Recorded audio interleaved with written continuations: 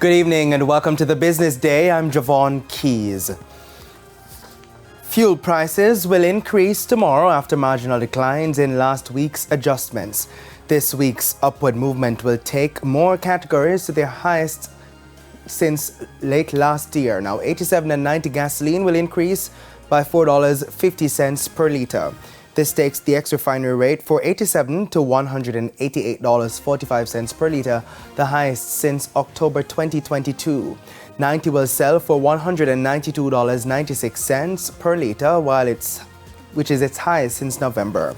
$4.50 will be added to diesel and ultra-low sulfur diesel, reaching their highest price since April this year, while kerosene will go for $3.46 more.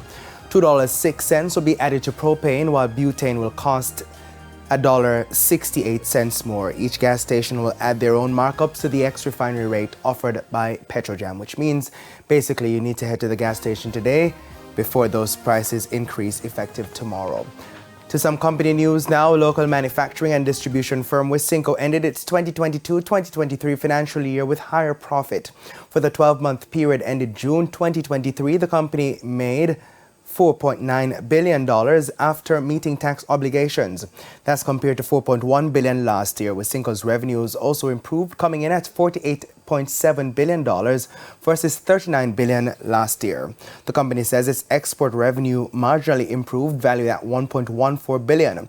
Wisynco's income from sales in the local market came to $46.9 billion compared to $37.3 billion in 2022.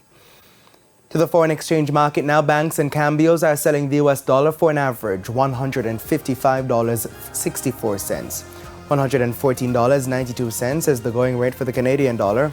The average cost for the pound is $198.10, while it's costing $172.29 for the euro. And the JSE index gained 1,283 points today, while the junior market index gained 44 points. Among the 55 winners were MFS Capital Partners, Express Catering, First Rock Real Estate Investments, Siboney Group and JMB Group 7.25% shares.